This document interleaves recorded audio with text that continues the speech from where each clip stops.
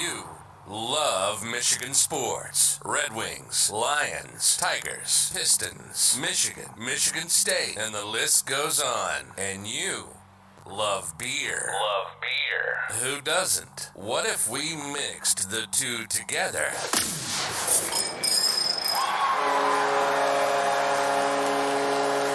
This is State of My Sports. We'll talk everything Michigan sports, like only we do, and then we'll down our fair share of beer from a local brewery, grading the beer throughout the episode. So pop a cold one on your end, and we'll get busy on ours.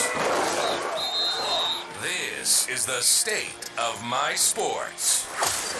That's right. This is State of My Sports, and this is episode 173. We are recording live here from DeHop's Brewing Company and Cafe on September 13th, 2022.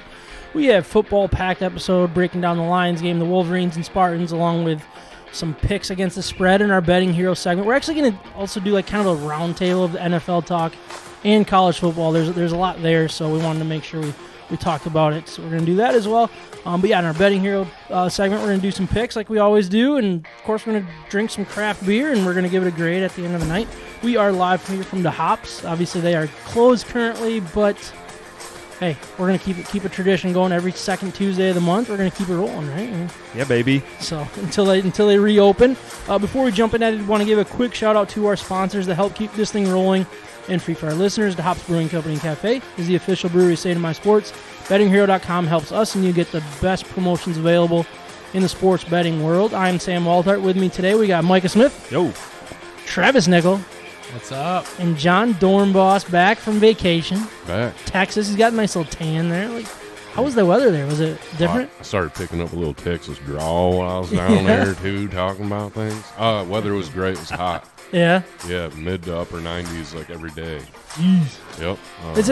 It's a similar hot, though. Like, it's like kind of a... So a little bit different humidity. Yeah. Like it just hits you a little bit harder, I think. I think the humidity up here can be thick and, like, nasty to, like, walk around in. Yeah. And you were in... just outside of Houston. Houston? Okay. Did you go anywhere else around Houston or no? We stayed 2 days down in Corpus Christi. Okay. That's where we drove to initially, and then moved back up to Houston for the rest of the. Well, we stayed an extra day and a half. Yeah, and you drove the whole way, right? Or like not you personally, but like you and your girlfriend drove. Correct. How was that? How many hours total? All right, so I drove the entire way from Grand Rapids, Michigan to Corpus Christi, Texas. We stopped for gas to let the dogs out and to eat food, and that was it. You know, restroom stops. Yeah. Nothing too long. No naps. Sheesh. I was up for 32 hours in a row. The drive was about 29 hours. Wow. Yeah, a lot of coffee. Yeah. Is that your go-to drink when you're doing it? Red Bull or two. Yeah. Yeah, and then just make sure to eat to like soak all that up. Yeah. You know, awful lot of caffeine. Yeah. Sugar. You got the shakes after that, right? Oh, it took a couple days to get rid of it, but yeah, it was. I don't know. It was kind of peaceful. The majority of the drive through the night was we left Saturday afternoon. And okay. Kind of did the afternoon departure and drove through like Illinois and all the boring stuff in the dark, and had the car to myself. Everybody was sleeping. That's Put in State of My Sports podcast and just go, right? Yeah. That'll keep you busy for 3 hours. Yeah, I had to. The episodes we've been doing these days. Yeah, had to listen to a couple different podcasts and some music when I had felt the need. Towards the end of the trip, though, I will say I was dozing off a little. Not dozing off. I wasn't closing my eyes, but man, just it was hard. It was hard to focus and like stay alive. And but did you go through any cities or states that you're like, I've never been here? This is really cool. Arkansas. Yeah. That was I don't know, and then kind of went through like that corner area where Kentucky, Tennessee, Missouri, and Arkansas and Texas all kind of meet. Mm-hmm. Texarkana, I think it's called. Is that what they say? It's like a little town right on the border. That's crazy. I've heard it in a song, I feel like. Maybe an old country movie. I don't know. But, yeah, we went to Texarkana. Texarkana. Yep, that's kind of that neat little town. Bunch of exits to get off in. So it's big. It's like a bigger town, I guess, city. Did you hit a Buc-ee's? Yeah, we stopped at Buc-ee's. That was my first time at Buc-ee's. Whataburger.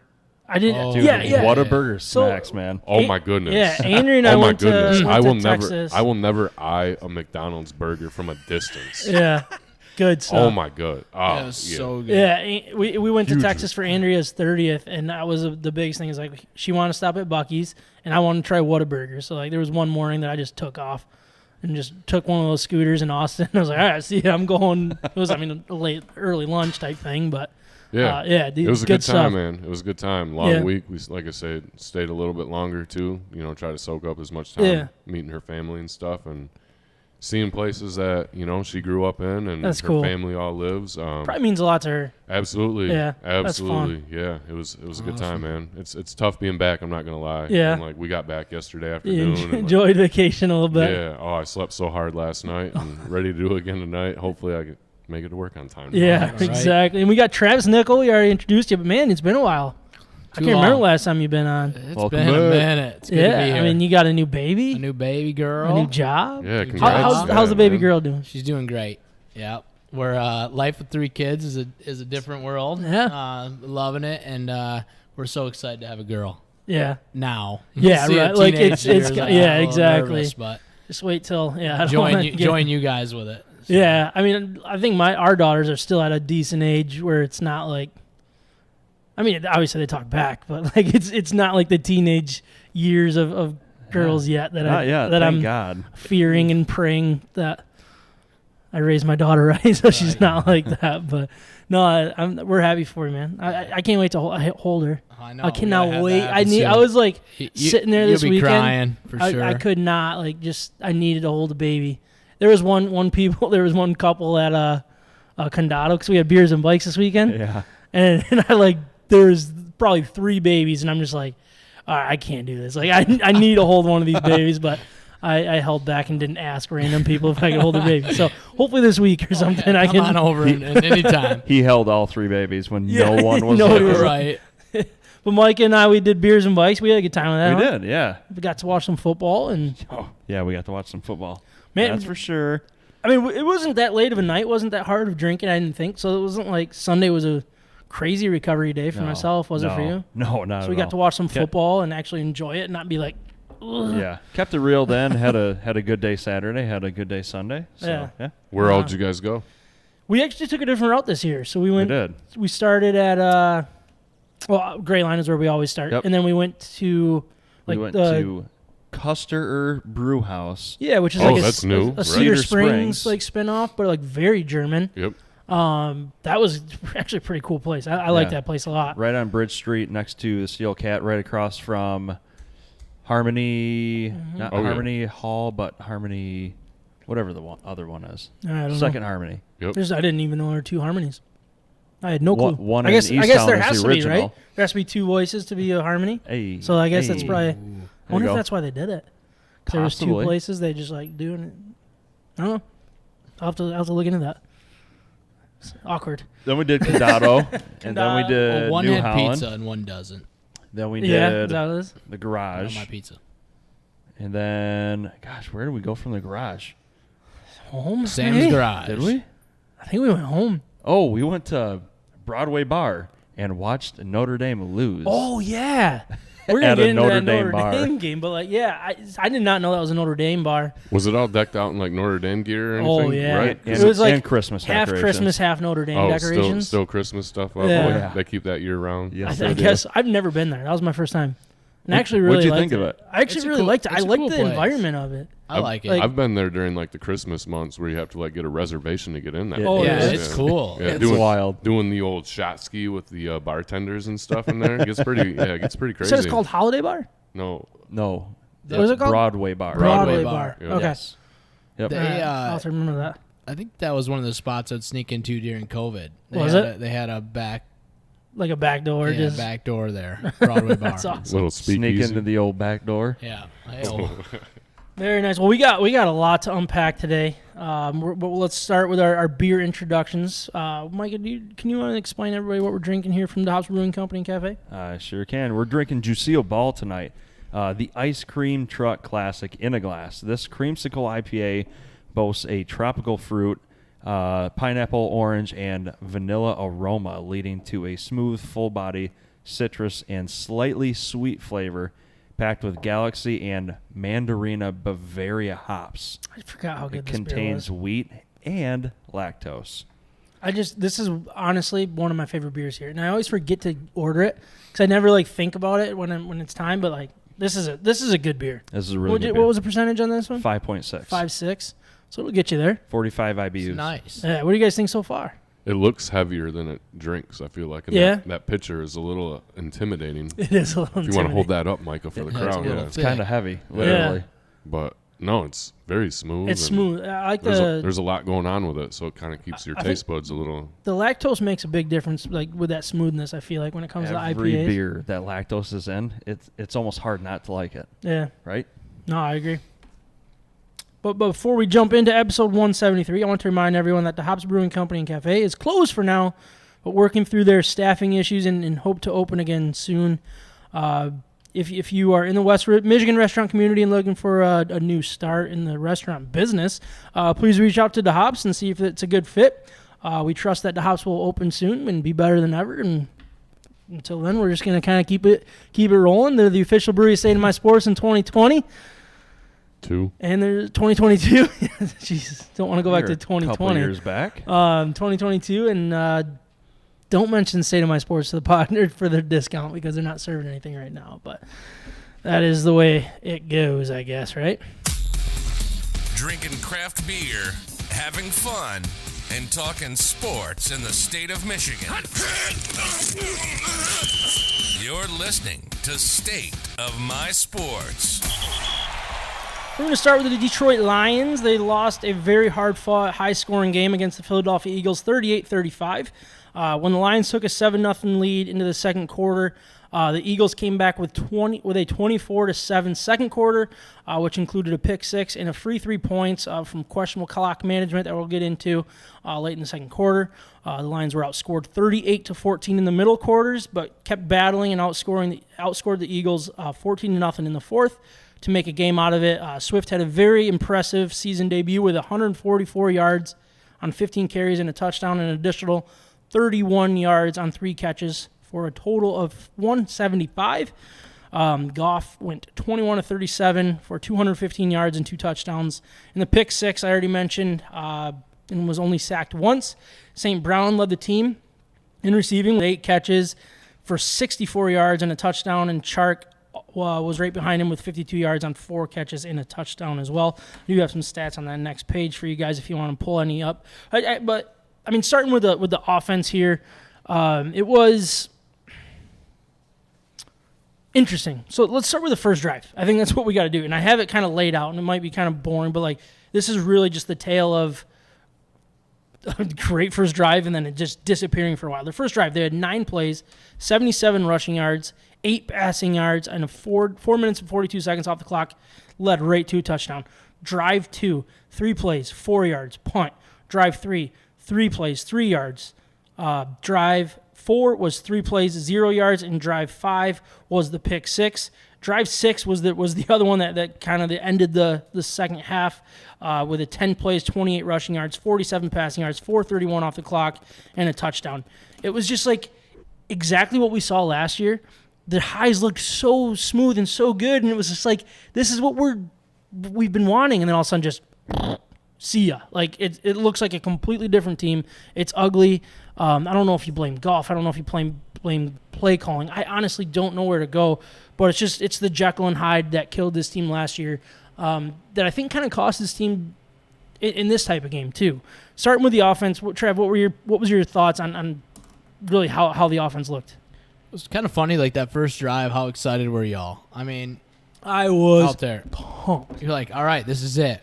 But I was sitting. I actually watched the game with Mike, and he came over to meet the baby, so he beat you to it on that one. Yeah, I haven't been invited yet, so well, true. But so Mike came over for a little bit, watched the game, and I looked at him and I'm like, listen, this is probably as scripted as you can get. That first drive. So let's see what they do the second drive. So then after the fact, you're looking and you're like, man, This is not good. But What do they say though? Isn't it like the first 15 plays usually are the scripted ones? Is that? so what you got? Isn't on that there? what you always hear? Nine plays. So the first drive was 9 plays. So I mean, is that probably you think the issue is they were getting caught? Already going off script, or what? Because I mean, you weren't into 15 plays till drive 3. So I don't know. I think every team's like first drive sets the tone for the game. Like if both teams come down and score easy-handed, make it look easy, then like you're probably gonna have a little bit of a barn burner. But you should score on the first drive. You should have a game plan that is going to counter whatever their strengths are. But to follow it up with those, that's like bipolar football, right? Yeah. On and off. Can't have that. And I think that's kind of my focus here. It's like the highs are obviously great. You just can't let those lows be that low and go MIA for that long, because the defense was on the field pretty much the whole first half, it felt like, because of these short drives and sandwiched in between the nice long ones. But it's just like the defense actually played pretty well, but then they just couldn't do it. They couldn't do it over and over again because they're on the field for so freaking long. Yeah, you're right. The flags, though, early on were already concerning. I mean, but how exciting was it to get over that? Oh, yeah, because Stenberg had those 2 false starts. Is that kind of what you're going at? Yeah, like it's just at? like, Yeah. oh, my gosh, and we're laughing. We're like, those old-timers Here are we sitting go. at their couch like, told y'all it was the same old team. Yep. And then we got that, and we're like, fought oh, my, through it. let's freaking Yeah. go. And that is something exciting throughout the whole game. But we still got to figure out the penalty situation. And Yeah, I don't. So penalties, they had 7 penalties total for 65 yards. I'm not sure how many of those were on offense and how many were on defense, but less than the Eagles, though, right? yeah, they had 10 for 61. So more penalties, less yards. Right. And you also got to keep in mind that 15-yarder by Will Harris. What was it, Will Harris? No, Tracy Walker. Sorry. Walker. But I mean, the second half, the offense really bounced back, scoring 21 points, and responded every single time their backs were against the wall. We're Lions fans. We've all been in that situation where it was like, all right, this is when it hits the fan. This is when it hits the fan. And I feel like I said that like 4 times, but every single time there was pressure on that offense, they responded and got a scoring drive, kept this game in, striking distance, if you will. And that was really exciting. So the O-line, they only allowed 1 sack, 181 rushing yards on the ground. The running backs had obviously the 181 rushing yards, 33 yards through the air, 3 rushing touchdowns. That's great to see.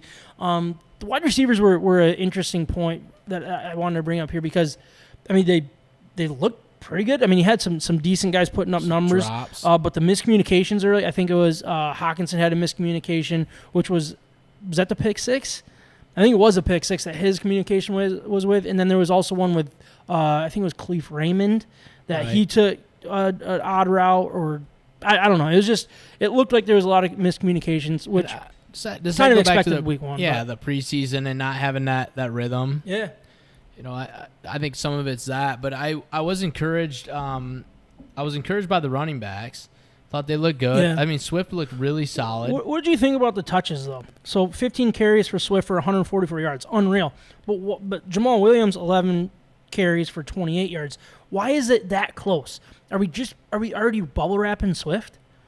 Because that reminds me of the Quentin Berry stat, the 25 for 25, worst stat in baseball. He should be running 35 times. Right. Like, why isn't Swift getting the ball a little bit more here? I don't know, like, if we have the answer, but it's frustrating because you have that guy, and it just doesn't seem like you used him. Yeah, it seems like they were kind of on the fence too, like trailing in the game. Do we want to really put our guys, our number 1 guys out there and risk injury early on? He still ended with a great number, right? At the end of the day, almost 10 yards a rush, right? 15 for 140. Yeah. So I don't know. Do you want to use? I'd love to see him get used more. I want to see him touch the ball 20 times. Especially if Jared Goff, what was he? You said 21 for 37. That's not a very good passing. No, it's really not. Percentage, Slow right? start. So, it'd be nice to maybe have to take a little bit of that weight off of his shoulders. I feel like most teams, if you got a guy that runs for 140 and a touchdown, you're probably winning that game. Yeah. Your Your time possession should be dominant, and it wasn't. It should open up some play action. It should open up some exposure in the secondary, and it doesn't. And okay, I went to the Philadelphia Eagles game in Detroit last year, and I was out of my seat by halftime. I didn't go back in. Right. So I guess it was good to see them at least like make a competitive game out of it. I didn't get to watch much of it, so I can't pinpoint any like individual plays, but it looks like it was a closer game than it maybe could have been or should have been.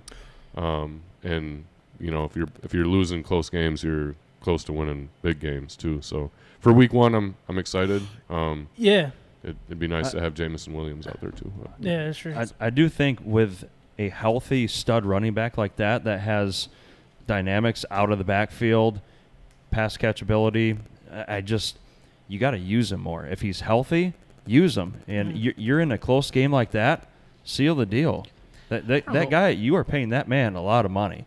Go use him. Like they did use him though. I mean, he did touch the ball 18 times. So with the catches and then the runs and stuff, I agree. I want to see more. And it's not like I'm mad that Jamal Williams was getting these touches and stuff because I don't think he looked necessarily bad. But it was just like, I don't know. You have that guy. You have that guy that could be a potential bell cow. The guy that could be a Jonathan Taylor.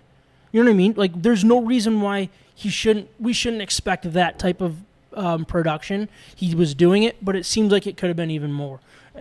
I guess is where I'm frustrated. I don't know if we have this stat, which you have time and possession, but I'm curious what it was in the first half. I'm sure it was awful. Because, and I think that's part of the running game situation. Like, I felt like we just didn't have the ball. I don't know if, Micah, you want to look that up if you can get it. Sure. Like, so it's hard to get the running backs fully involved, Swift, fully involved, the way that we want to. I think the game got away from us because we went 3 and out in our second drive, I think. I don't know where we went 3 and out for 4 yards, 3 and out for 3 yards.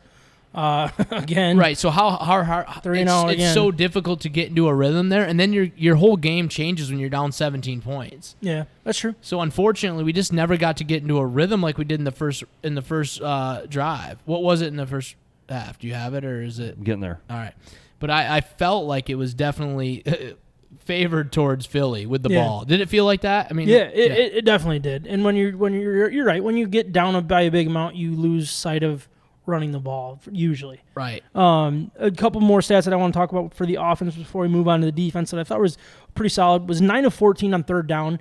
That is very good. That's way better than what we've come to know as a Lions fan. I don't like how many times we were at third down with 14, but it's like if you're converting them, you're converting them. You know what I mean? And I'll take that any day. Also, they were 1 for 1 on fourth down, which is solid.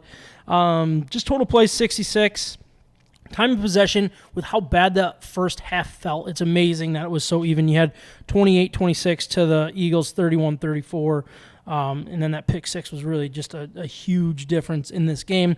I do want to move over to the defensive side of the ball. They allowed 455 total yards, 239 passing, 216 rushing. It was weird. It felt like they actually played pretty well. They just couldn't get off the field. How many times did we have them at third and long, third and medium, and they just simply got it? It just felt like constantly. They ended up 10 of 17 on third down, 2 of 3 on fourth, which just backbreakers. It just felt like every time it was time to make a play, we were this close to making it, and it just so close. And Jalen Hurts, I mean, you got to give him some credit. I mean, he made some plays. Yep. I also have never seen a quarterback launch as many balls out of bounds as how many of those should have been intentional grounding? That blew my mind. They weren't anywhere near the line of scrimmage. Even the announcers were starting to get into that. They're like, wait a minute, he's not outside the pocket unless, like, twice he wasn't. The one on the goal line was crazy. Yeah. Like, I couldn't believe. And then he literally just like. Yeah, when you're flicking the ball out, how is it not? That should be like a pitch play, in my opinion, where the ball went out. Instead, they were giving it to him at the line of scrimmage. It should have been a loss of like 8. Yeah, the one was a loss of 8. He when he flicked it, like you showed. I don't. If that's legal, why don't they do that more? Where was Russell Wilson last night? Right, he should have been launching the ball out all day. Playing the ball out of bounds. It's like they need to work on their free throws. I thought it had to go. I thought it had to reach the line of scrimmage. That's what I thought the rule was in those situations, and they weren't. No way. And that one that he threw like at the feet, they called they discussed it. There was I watched that play multiple times again.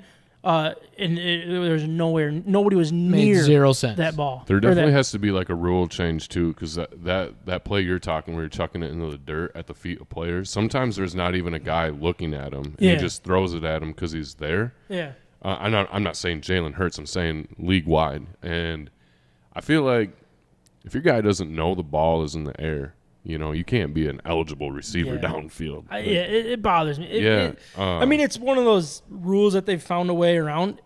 I think they should change it. I think they should actually be a legitimate. You have to throw the ball or take the hit. Like throw it downfield at least. That's insane. It's like basketball. You'd be able to just like throw it out of bounds but still get the ball back. Exactly. It's like, you can't do that. I don't want to take this one, but Hutchinson in his debut had a top grade against the run among defensive linemen and linebackers. He got knocked for one missed tackle in the pass rushing department, despite getting credited with 3 quarterback pressures. He was actually graded very, very low. Much like the rest of the Detroit Lions defense, he struggled to finish plays against Hurts, and I think that was it. So I listened to the Detroit Sports Talk, and they are killing Hutch. At least there's a specific show that is absolutely destroying him and saying that he actually played terrible. And I watched that game, and I don't think he played terrible. I think he was close to making some very big plays. Close doesn't cut it. I get that, but it was also against a very good offensive line, one of the best in the league. And I think we got to keep that in perspective too, with both the offensive and defensive line. Like the Eagles, on paper, are one of the best teams in the league. I don't trust Jalen Hurts to be the long-term take them to the Super Bowl by any means, but make the playoffs, yeah. Like that's right where this team's going to be at, and the talent's there. And I think the Lions really competed pretty well there. What did you think about Hutch? So I know like Pro Football Stats or whatever have him like as one of the worst. It was on passing plays. Right, yeah, he actually did pretty good against run defense, okay, but so pass defense was awful. But I'd be curious to see that stat if they actually looked at how much those guys were on the field. Like you look again, I know I'm going back to that first half when you're going 3 and out. Mm-hmm. This dude's amped up like no other. His first NFL game, he's the face of the franchise potentially, right? He's one of the biggest guys on our team, and you're jumping in, and he was exhausted. Oh yeah. You could see it. You could see it by all of them. All of them, right? And then you imagine the adrenaline that's going through him, and you have to continuously come back. How about the response in the second half? I know, like, still give out points, but as a team, they still started to make some more, like they were playing a little bit better. Yeah. Almost went hockey on there, but like, you know what I mean? Like it slowed it down a little bit. I feel like I've always said this about the Lions' defense is they're better than the stats say. They're better than it looks. And I'm sick of saying that because I want to see a dominant defense. You know what I mean? Like I want to see guys that make plays, like not just be close, but actually go and finish the job, and not allow points. I think that's obviously the goal. I just felt like this was another one of those games that was like the defense played pretty well. They just couldn't get off the field. They couldn't make the play when it mattered most, and fault them for it. I guess I have to fault them for that. Well, like you said too, he plays at a different level. The explosiveness that he has to display in order to dominate football and offensive linemen now in the NFL, not in college anymore. We got to remember that. Yeah. To get back on the field with the 3 and outs that quick and like to play with that much aggression and that much explosiveness. Yeah. Yeah, that'll wear a guy out That's real quick, especially a rookie. Yeah. There's not very many rookie pass rushers that just come in and like dominate the game. I know like one of the Watt brothers did, right? Not JJ, but the other one. Yeah. LJ. TJ. Okay, here we go. He's got a torn pec. T names, right? Yeah. And then, but like it takes a couple years for those guys to really like show their true colors and get used to the speed of the game. I got to imagine you're the number 2 pick. You just signed this big deal.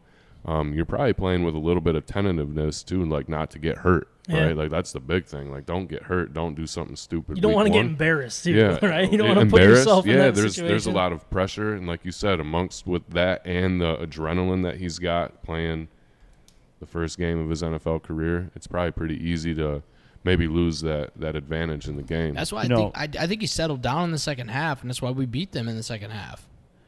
I mean, yeah. I thought he played well. I thought the defense really just in general played well. Mike, what were you going to say? shut him out in the fourth I quarter. I think the return or the expectations or however you want to put it for a lot of hungry fans for a team like this, and you put all those expectations on that guy. I mean, what do you want from the guy? You want like 9 sacks and like 5 tackles Right. for a loss and like what do you want for his first game? Okay, not every single first round guy gets to just dominate. It's not the way it goes. We've talked about this so many times, and it just happens to be that Hutch is one of those guys where he didn't provide that second overall pick return for a lot of people's mentalities. Yeah, and Sorry. And I think it just kind of goes back to Jalen Hurts and just the containment in general. It was just, I mean, he had his hands on Hurts, I think, twice, where more times than not, that's going to be a guy that doesn't know how to move, and he's going to get it. And he was inches from being the impact player that people would be salivating over. And that's why I think we got to be a little more fair with him. No, did he go get the sack that we wanted him? No, and you got to fault him for that. But at the same time, he was in the backfield. He was doing everything that I think we expected, and he's not going to get a sack every game. He's not going to be a 17-sack guy by any means. You know what I mean? Like that's kind of unheard of in a lot of ways. Definitely not year one. Yeah, exactly. And it's like, man, just couple more seconds, like a half a second, and he would get him, or move to the right a little bit more, he would have gotten him. A quarterback that doesn't have the feet that Jalen Hurts has, because there's really no others that have it. And I listened at least to, that we're going to play against. Yeah, listening to some like national sports shows too, it sounds like Jalen Hurts came into camp Better. bulked. Yeah. He's a big boy. He put on some weight. He's strong. Dual threat quarterback. They have a heavy run offense, and they got explosive wide receivers. I think we just had a bad day against a good team. Yeah, and I think the bad first half. The run game in general, I think was impressive. The run defense, I thought, was actually pretty good. Yeah, you allowed 96 yards from Miles Sanders, but it was chunks. Like, I feel like when it mattered most in the second half in general, like, they were clogging and they were creating, only 2-yard runs rather than the 5-8 yard runs that I think the Lions were getting. It was better than I think the numbers tell us, especially when you got a guy like Hurts going 90 yards on the ground, surviving drives basically with him scrambling and making plays. But I did want to bring up the Tracy Walker. He had a really good game. He ended up with 8 tackles, 3 assists, a sack, but then he got the boot, from that. That was one of the weirdest things I've ever seen. I don't understand how he got 2 unsportsmanlike calls and then in one play and they kick him out. That doesn't. I know they were saying like it has to be 2 accepted. Remember the ref came on, like the expert, if you will. Right. It has to be 2 accepted ones, but then the refs can use their judgment to kick him out in that moment. BS, It's just because those dudes were coming after him. All he was doing is just slapping him away like they do all the time. Like, all right, late hit, high, that's fine. He was mad at himself. He was mad at himself. You could see from his body language, he was like, "Oh, son of a b!" Like, you know what I mean? And then people are gonna go in his face. Of course, he's not gonna just be like, "All right, hit me 6 times, shove me 6 times." You know what I mean? And it blew my mind when I saw that second flag come out. I was like, "Oh, good, it's offsetting," because I saw their guy taking swipes, and then all of a sudden it was another one on Tracy Walker, and that hurt quite a bit because he was having a really, really good game. Do want to get into the coaching side quick. Clock management. In that the end of the first half, there was it was a third and 2 or something like that. Coming down to the 2-minute warning, and Dan Campbell rushed in the play call. We did a quick play right before the 2-minute warning, where it was like, okay, you still got to play that clock game. Right. You still had the timeouts. They had the timeouts. You literally just saved them time. If you didn't get the first down, like it seemed like another questionable decision. It made zero by sense. Dan Campbell, and I'm really starting to. That's he did it last year. It felt like it was reasonable because we had no chance of winning these games. He knew he was outmatched. We shouldn't be outmatched this year, and I don't want to take that as a reason for that type of play call. And then the onside kick too. To put those on top of each other. They got it to within. I think it was within 10, right? Late in the third quarter, and he tries the surprise onside kick. Just, I don't like that. week one. I don't like that in this situation. It was an opportunity to really test your defense, trust your defense, and he obviously doesn't, and that scares the crap out of me. I don't know if it's that he doesn't, dude. I just think it's... You just think it's his personality, It's and we're just going who to he deal with is, it? All right, man. well, then that's another problem, because that's Nah, not the there's way a- it works in this league. Oh, so Sean Payton kicking an onside kick in the Super Bowl wasn't a good idea. That's a good Like, point. I'm just saying, like, I know that's an extreme example, but, man, the dude is who he is, and sometimes it's going to work out. Like, we're going to get an onside kick, and you're going to... If you would have got that, we'd be having the same conversation. What about Dan Campbell just doing his that random... balls, like, Or yeah. like just it's not only that going for it on fourth, the occasional fake punt. I mean, it keeps the teams having to prepare for more stuff every week. Now you got to work with your hands, Okay, team. so let me ask now you got to did work you with. like that onside kick call I- in that situation? I laughed because I'm like, this is Dan Campbell. Like, this is who he is, and I Yeah. mean, I'm somewhat. At least we have an identity. You know, in the last administration, we didn't have it. And we have an identity, and I'm all right with him being a little bit crazy once in a while because I do think it makes it complicated for other teams to prepare for. I guess that's where I look at it differently, though, is I don't want that to be our identity anymore. Like last year, I think it was fine because we were outmatched. This year, it's like, you look at the conference we're in, like, there's a legitimate chance. Like, look at what happened week one. I know it's just week one, and I don't want to overreact to that. I'll do that later in the show. But, like, the path to the playoffs is there. If you play it right, if you do it right, if you're, Sure, but you know what I mean? that might be right to him and this team. Well, yeah. It might work. Yeah. I didn't love like personally. Yeah, I don't know that I loved it. I'm like, man, like we just score. Is We it have a all growing concern, though? We have all the momentum. No, No? John, is it a growing concern for you? I don't think so. I think it's like a situational thing. You're clawing back into a game, and the other team is probably like, oh, they're going to try to boot this one out of the end zone and pin us back. And, like, Yeah. that's the time to pull that card. When it doesn't work, it doesn't work. But It's when a you bad kick. when you line up for a, let's say, a purposeful onside kick, and the other team sees it and, like, they know what's going on, The odds are way lower. yeah, I'd like to know what the difference is there as opposed to like the surprise onside kick. Yeah. But yeah, when it doesn't go in your favor, it obviously has you scratching your head. Like, is that something they practice all minicamp? You know, like That's true. I tell you what teams that would play. Washington's got to do is prep a little bit, spend a little, For waste that. a little time for an onside kick, waste a little time on punt return, Hopefully, waste a little time on this and that. Yeah. Like, I think we're You might gonna be right. I just- wait fake punts coming too. Like, Oh, wait, yeah. crazy I stuff. would rather do fake punts than onside kicks randomly, because it doesn't just all of a sudden give them that crazy of an advantage, right? it would Like, have. I you're- mean, if we would have gotten that, we'd have I mean, been that's at like midfield. that's what a 40-yard difference on the field, maybe more. potentially, yeah. Like, I mean, that's And in that situation, what was tough. What's the comment here from Mr. Sports? Thanks for watching, Mr. Sports, on the YouTube. He said, "I thought the start of the game was going to be." I can't read that. Sorry. Probably meant to say, I thought the start of the game was going to be like that throughout the game. But the Lions But the fooled. Lions fooled me. Yeah, they fooled me. I was 6 to midnight. Man, I was uncomfortable. Easton was pumped. Like, we were high fiving. Like, this was like, I was like, this is different now, and it felt like more of the same. It still felt a little different. Like, I think the team, they play hard. They're exciting. I'm not like super bummed. I mean, I was when they lost. I still thought we were gonna win. I just felt like I did too, we have yeah. a chance to win this game, and we did. I mean, if we wrap up a tackle, we're getting the ball back down Multiple times. down 3. It felt like. and it with like I'm talking that last run that. Oh kind of yeah. Oh, It would've been like- yeah. I right. forgot about Just that. wrap up and we get the ball back. Yeah, that's true. I And we're think- only down 3. Yeah, I think we have to be excited about a loss. Philadelphia might win the NFC this year.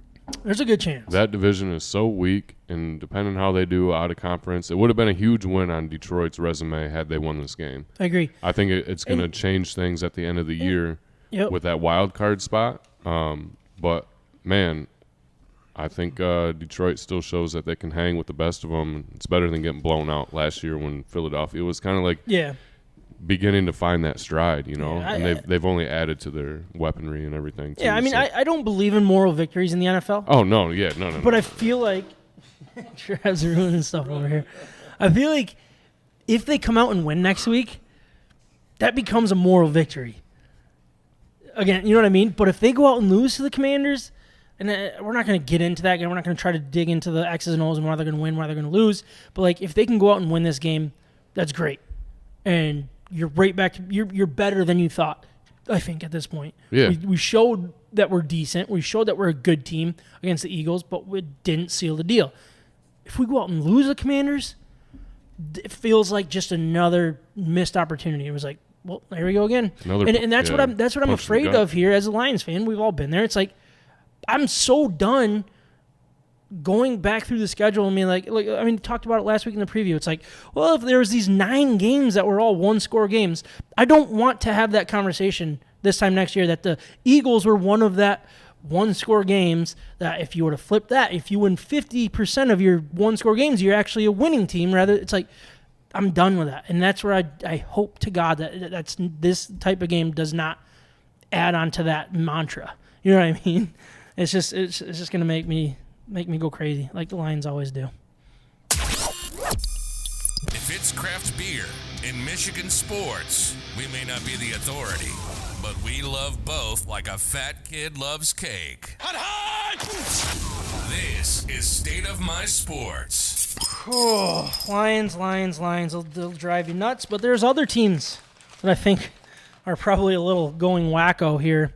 After week 1. Pretty crazy week 1. I want to dig into some of the, more of the storylines and kind of get your guys' thoughts on what we've seen so far. I want to start with the Baker Bowl. Baker Bowl. So it was obviously Baker Mayfield with Carolina now. He was playing Cleveland the first game. And I think Baker called it the Super Bowl. Is that what he called it? Oh, yeah. Jeez. He had a pretty good game. It wasn't, obviously great. But he kind of did his part, and then Cleveland ended up winning on the last-second field goal. So I want to pull up Baker's stats here. Baker was 16-27, 235 yards, 1 touchdown, 1 interception, sacked 4 times, which I think would be expected against the Cleveland defense. But I just look at this game. It felt like it was all set up for Carolina to get that nice early start, that nice early win against a good team, because it worked out that Deshaun Watson's gone, and they could get that win. But I just go back to, all right, is Matt Rule going to be that guy that gets fired first? If this hits the fan, I'm a big Baker Mayfield believer. I think he can have a nice bounce back year from his injury year last year.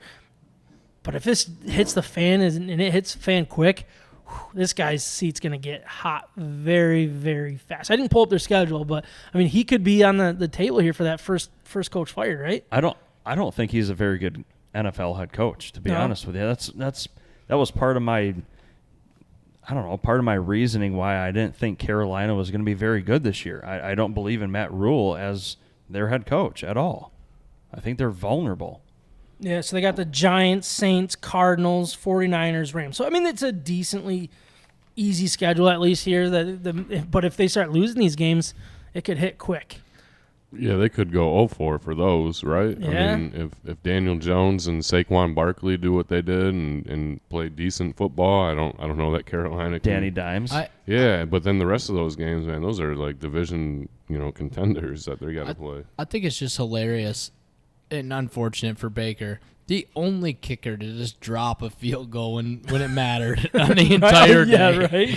Right. How many Cincinnati, Pittsburgh? Eventually hit that it. One, yeah. I'm just saying, all the kickers that missed, Colts. They kicked his butt off the team this year or already Today. Wasn't it? So the amount of kicker, the Colts kicker, they fired him because he shanked one. Blankenship? Yeah, they did that, really? Rodrigo? No way. Pick him up, dude. He's one of the best kickers in the game, in my opinion. What's McPherson from Cincy, right? a top kicker, missed a big one. Yeah, McPherson. I'm okay with that. The Broncos, I don't know why they kicked a 64-yarder, but either way, the amount of missed field goals and then the one field goal that's dropped is Cleveland against Baker. The next one I want to talk about was Justin Jefferson. He had 9 catches, 184 yards, 2 touchdowns. I think most of that was actually in the first half. But, man, all right, is he the best wide receiver in the game right now? I feel like we need music for this segment. I don't know. I'm still going to lean on probably Jamar Chase. Yeah. Yeah. But I don't know. That's 1 and 1A. Yes. I think Justin Jefferson's more Devontae productive Adams. than Jamar Chase. I mean, shoot, No. there's some great wide receivers Jefferson out there. and Jamar. It is a two-man race. They are. If you watch them, they are freaks. Like I can't get enough of watching them. Jamar is unfreaking believable. He caught 2 touchdown winning plays. 2. Well, this segment should have music, right? You just Sorry, going next off one. eye test? And I mean, it's opinion, right? Nothing to do with eye test. They're just dominant. Like they're just better than everyone else. I don't think Jamar's that. Oh good. my gosh. Wrong button. There.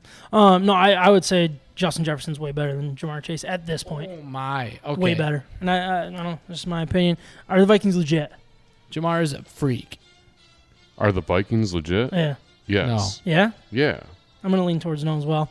Sticking in that game, Packers looked bad week 1 again, scoring 7 points. Rodgers looked frustrated already. Is this legit concern or just another bad week and the Packers are going to figure it out like usually do? Let's turn this one to Micah. To Micah to start, and I'll tell him he's wrong or right. I guess is that how it works? That's what I was expecting. I mean, look at history. I think they're going to get it figured out. I don't see them struggling all year long like this. I think that's – I mean, you'd be happy. I'd be a little upset, but I really don't think it's something to be that concerned about. They get to host the Bears this coming weekend, and I think they're going to have a different mindset. Yeah, I mean, look, they did this last year, right? Last year, All bad. the It was time. against the Saints. It happens. It seems like it happens all the time. It's going to be fine. It's going to be fine. Well, I when Rodgers wouldn't be is that out concerned. doing like holistic things all off season. Yeah, I know dude. that- He's just showing up for week 1 like, here we are. Yeah. So, I mean, you can't be too worried as a Packers fan. Like, they're going to figure it out and still be, like, in the Well, hunt, dude, if like, not winning the NFC. Listen, I'd be lying to you if I said I wasn't concerned about the wide receiving. You know, like it's definitely Drops a like the lackluster. Lions. It's a lackluster corpse. I'm not going to lie about that. Of course it is. Corpse. Bengals Steelers crazy game. You had a blocked extra point that would have won it for the Bengals. Point. They had two missed field goals. I think both teams missed a field goal in overtime, and then Steelers ended up making another one. But Burrow sacked 7 times and he had 4 interceptions. Are the Didn't Bengals coming back to earth? Didn't they fix their O-line or no? They allegedly did, and then it absolutely didn't. Holy I guess, right? crap! 7 sacks. Oof. Hold on. Did anyone catch any of that game? I was trying to go back and forth, but it was at the same time as the Lions, so it was obviously we had most of my focus on the Lions game. I'm going But- to do some research. I want to know if it's Burrow's fault No, or if there it was a is couple crazy straight things the that happened in offensive that. line's But fault. 4 interceptions? There was a couple bad That's the biggest snaps. concern, right? No, yes. All right. No, yes, maybe. I feel like No. Cincy and the Broncos had the exact same game. Get into the red zone, screwing up. The Bengals played just fine. They just choked in the red zone, and I'm not worried about them at all. So Jamar Chase isn't that good? Jamar Chase scored 2 touchdowns, but they didn't. Could have had a third or They a didn't fourth. challenge it, just like the Lion or the Broncos game. Oh, yeah. Another non-challenge Yeah, that was yeah. a touchdown. Like he was fine. It had nothing to do with that. Actually, had a great game. Could have had a better one. He had 10 receptions, 129 yards, and a touchdown. So, yeah, Yeah, he he had a had pretty 2 good game. touchdowns. One. One was taken away. Sunday Night Football, Brady. Since he's going to win the Super Bowl. Oh. Welcome back, Trav. No chance. I am sold on them. Really? It's like you were sold How on sold the are you? Giants and UCLA. Maybe not sold on Cincy to win the Super Bowl, but they will win my the division. gosh. And I bet you they don't win a playoff game. If Alvin Kamara doesn't get suspended I'll bet for you what boo happened on the during playoff the game. Pro Bowl, All right, I bet you Cincy boo will they win a playoff beat game. the New Orleans Saints in the Super Bowl. I'll double down with you, Trav. So Hold you on. want to do I this want to too? hear what both of you just said. All right. Well, all right. Hold on. Trav- We have a bet potentially. A boot that Bengals don't win a playoff game. Oh wow! I will bet you a boot. The literal Bengals boot. win a playoff A game. boot. All right. Yep. I'm in. Write it down.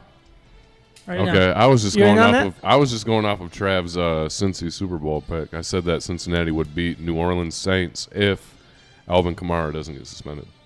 You think that might happen? I guess, right? I think Jameis Winston is going to have a huge year. Michael Thomas Serious? had 2 big touchdowns. Like he's back, and they got a wide receiving core down They're there. a nice team. Crab legs? Yeah. Eating W's? No. I heard he was hurting after the game too. But All right. Sunday Night Football, Brady was 18 of 27, 212 yards, touchdown, interception, sacked twice. He looked old. This was the first time that I was like, man, he looks old. He looks cranky. Is it the end, or are we just? Is it like a?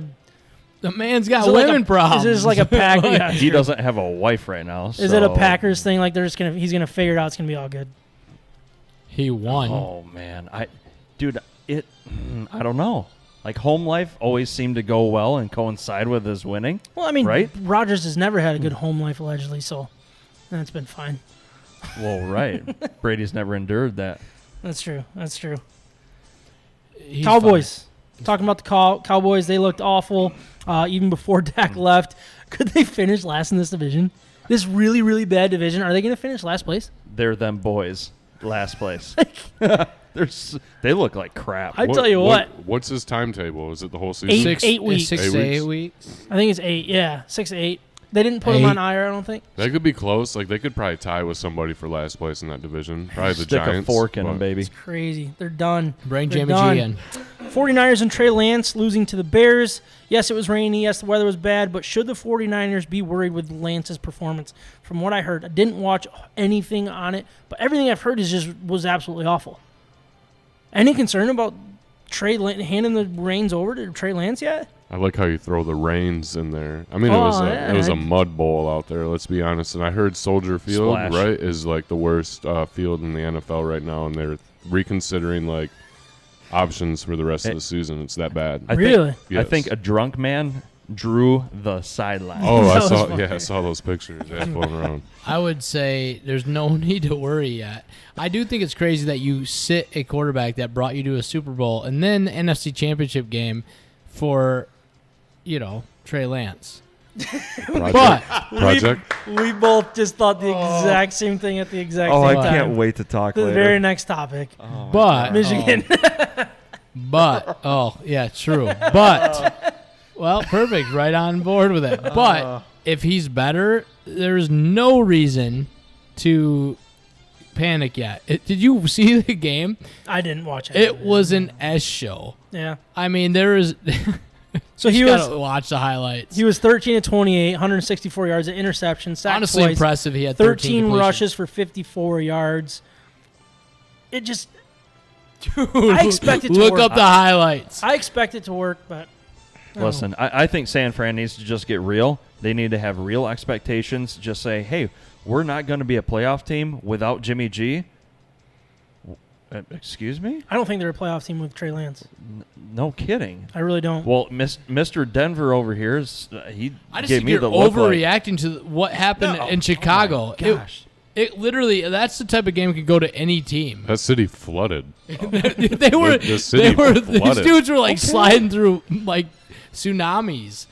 So? All right. I do have to reiterate a point that Trav made on the last topic. I don't know if the listeners got it. He said, bring Jimmy G into Dallas. I think that's a great idea. Jimmy and Jimmy. Oh, my goodness. Dallas, Texas. Jimmy that Squared. big old field. You got a What? GQ Esquire guy leading that team. You got some oil money coming in Dallas. All right, Let's last do game it. I wanted to bring up, Seahawks, they spoiled Russell Wilson's return with the Broncos. What was more surprising, Geno Smith's decent game or Russell Wilson looking as rattled as he was? Probably the booze that Russell Wilson got. That was interesting. That's actually a really good point. That was very surprising. I expected more of a lukewarm return, if you will, and that was far from it. I'm going to go with Geno. Geno looked dynamite, man. Really? Are you kidding? I- Dude, he I- looked amazing. Okay. For him, For him, I think that was a surprising stuff for really for a lot of the quarterbacks that we saw in this week of football in a lot of ways. But that was surprising. But I thought Russell Wilson looked miserable. I thought he looked rattled, which all of the circumstances, I get it. I'm not going to write him off or anything like that with the Broncos, but it was surprising. It was surprising to see how off script they were, how off cue they were. Like it was ugly. Their was offense in general. loud. It was very loud. It was loud. Yeah. Last thing I want to bring up were some MVP odds and some quick adjustments that have been out there. We had Aaron Rodgers, who was at plus 700, dropped all the way down to plus 1,400. That's a pretty big drop there. Matthew Stafford was plus 1,500 all the way down to plus 2,000. Josh Allen went from plus 900 to plus 450. That's a pretty heavily favored guy there when it comes to the MVP odds. What stands out to you mostly, Trav, here on these Allen's odds, a stud. this adjustment? Allen's a stud. Just real quick, he's a stud. I mean, I told you that night we watched him. Wow, next level. Jameis Winston, what John was talking about, plus 15,000 to plus 5,000. That is a massive jump.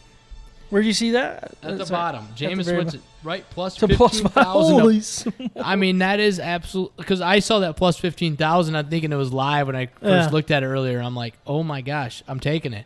Then realized that you had the new ones. The new ones on there. Oh my. That's interesting. That's surprises That's me. a big jump. Now I wouldn't put money on it. No, but I mean, how you gonna count out Tom though at plus 900? Jalen Hurts also went from plus 4,000 to plus 1,600. So that's pretty crazy. That's a pretty big jump.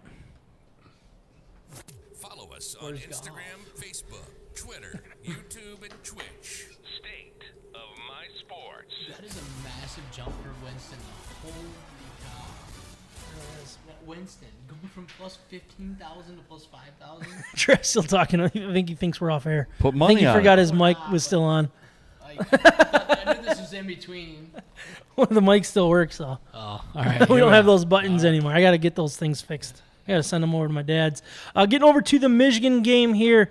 Michigan did what they were supposed to against Hawaii, scoring 21 points in the first quarter, 21 in the second, and then sending in all of the backups to finish off a 56-10 win, which is not covering, unfortunately, for my parlays that they screwed me over on. JJ absolutely won the job. Yeah, it's only against Hawaii, but the job was close. If the job was close coming in that we're being told, like out of camp, in the first couple of weeks of games and practices have anything to do with it. It is obvious now who the players, coaches, and fans want to lead this team moving forward. He went 11 of 12 for 229 yards and 3 touchdowns. It was actually a drop. That was his incomplete pass.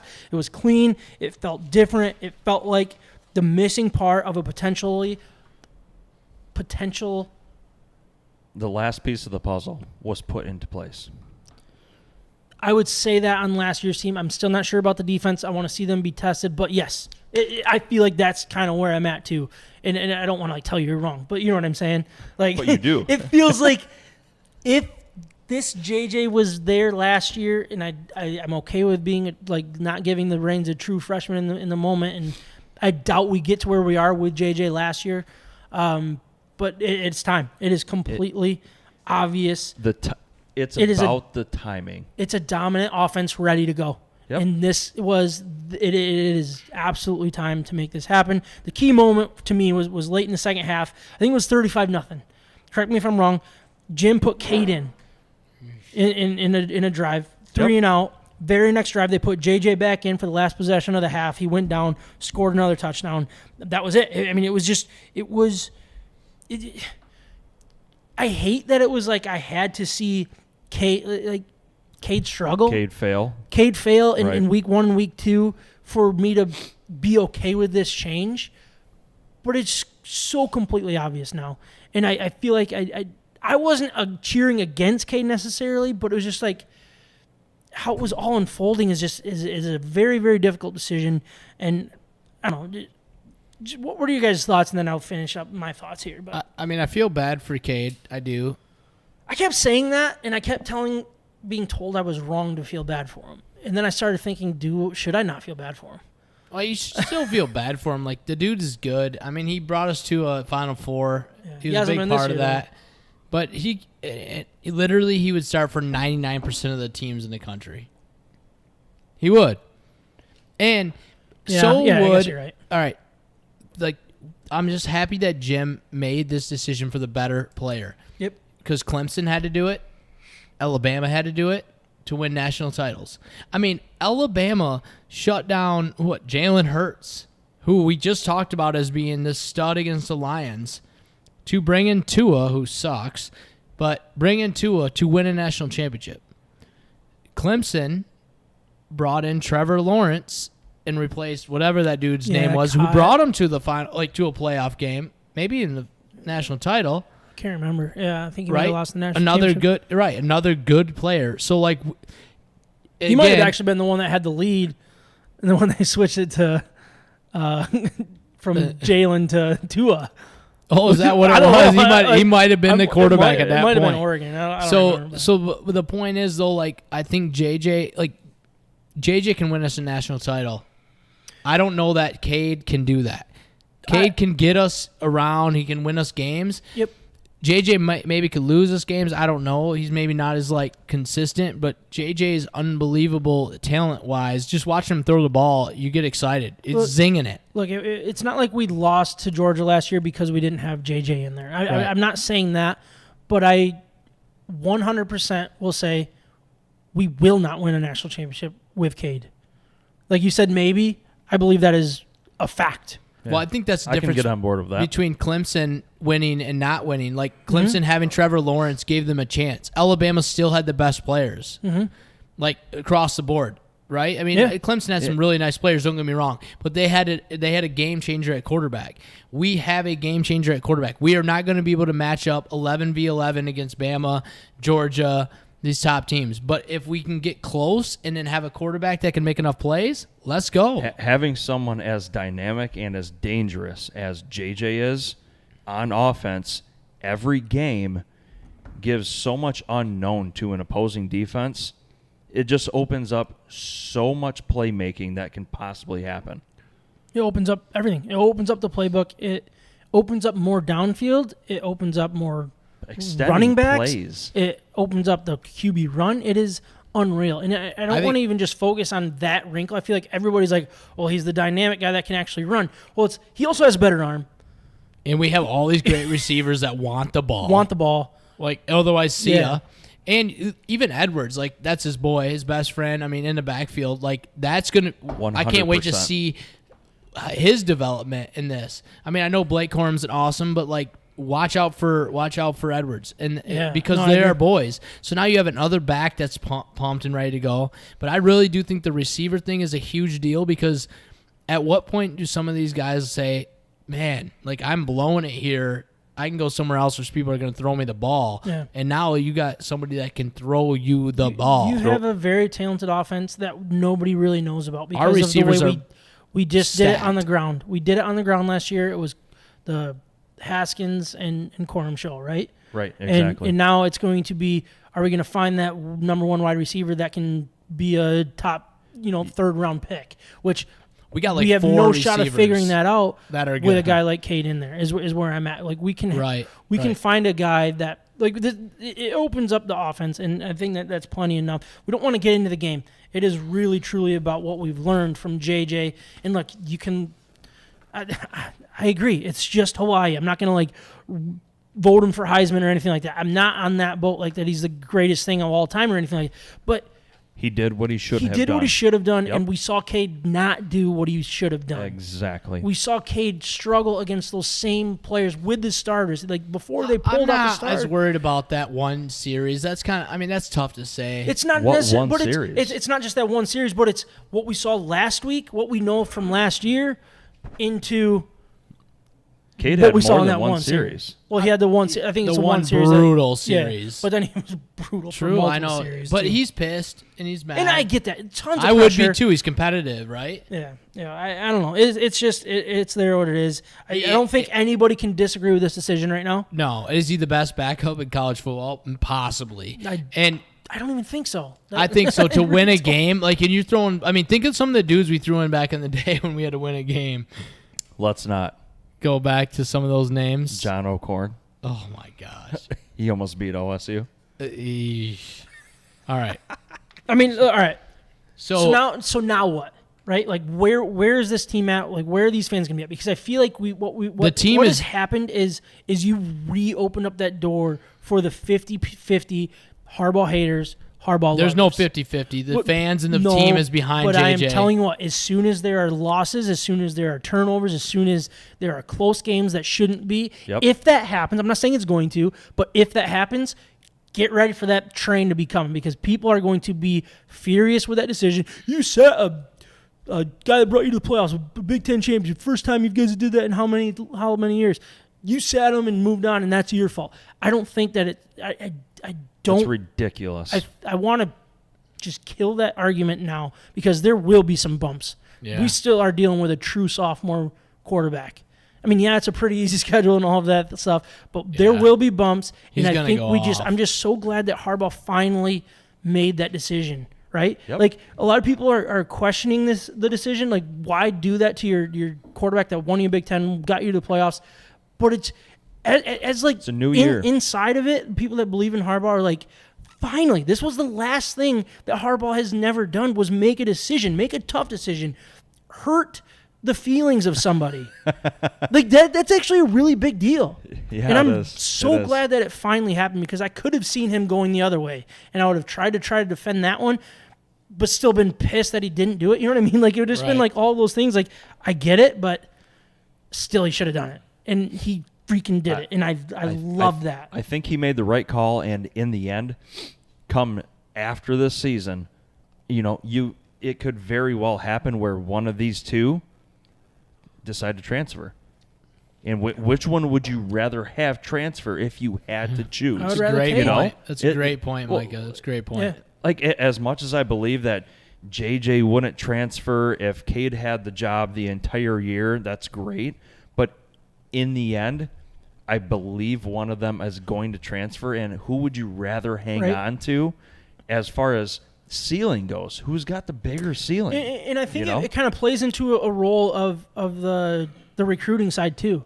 Because if you have this run-first offense that we saw all last year, that everybody kind of has that mindset Harbaugh runs. He runs that pro style, you know what I mean? Like he would ground and pound, and I'm okay with that at times. But when you're trying to get those next top recruits of quarterbacks, those next top recruits of wide receivers, you need to show the world, the country, these recruits that Both ways, we are willing to adjust. We want to be dynamic through the air. We want to be dynamic on the ground with our quarterback. We want to be creative. It's not just going to be the ground and pound. So what was the quarterback that they brought in? Was it this? He was there. This Jaden Davis. Jaden Davis is kind of the guy that we need to go after we've missed out on a couple other guys, quarterbacks. Yep. Like if that's who you're going for, you need to prove that we're willing to make those decisions as a coaching staff. We want the best guy to be out there, Right. And not be getting passed with the OSUs of the world, those other dynamic offenses that get NFL people to get more intrigued. The timing couldn't be more perfect and more head-turning for recruits like Dante Moore out of Detroit, I think Martin Luther King, and C.J. Carr. Like Notre Dame and Oregon, it just looks like they're in shambles. That's a great point. I didn't even think of that. These are good, flippable type moments for recruits like that. The last point, I just think that the team, I mean, we've all been in a locker room of some sort. Like, the team is JJ. Yeah. I know that, Cade was voted captain. and he might be a great human and but when when something special's there, and they know. You want somebody special playing. They know. I kind of want to touch on just like big plays from the game, right? All right. Yeah. So wide receiver wise, some of the long catches on the day, again, probably more due to JJ than anybody else because he only threw the ball 12 times. But Ronnie Bell, 31-yard long play. Johnson, 54. Bredesen, 56. Wilson, 42. 33 for Edwards. Eric All with 10. Loveland with 10. Like, these guys, they're making plays downfield. Yeah, it's downfield. I know it's Hawaii, but you need those big plays. And you need people to know that you can do it. Yeah, you throw the ball 12 times. Yeah. And he can sling and you rack up 229 yards. Good luck against that when he's got a chance to throw the ball 25 times. Yep. And going downfield, I think, is a great point, and you kind of bring that back to the Lions conversation. It's like Goff, like his air yards are the biggest question. It's like if you bring in someone that the league knows you can throw downfield, they have to worry about that. Yeah, you play on your heels that way. Now moving from Cade to JJ, not only can he throw the ball way harder, way farther, way more, we'll see how accurate he can be, but you have to worry about that now. And that opens up everything else underneath. And I cannot wait to see the way that this offense develops. I want to go through some quick quotes, and then we'll kind of hopefully ends up in the Lions. Yeah, right. He's the Lions next go. After the game, Jim did what everyone thought he was afraid to do. I should have read this earlier, but he basically said JJ had a near flawless performance, 11 for 12, and then one was dropped. That was tough. That's tough to do any day of the week in practice. He said, I thought he had a great game. He's playing really well. We'll start JJ next week. By merit, he earned it.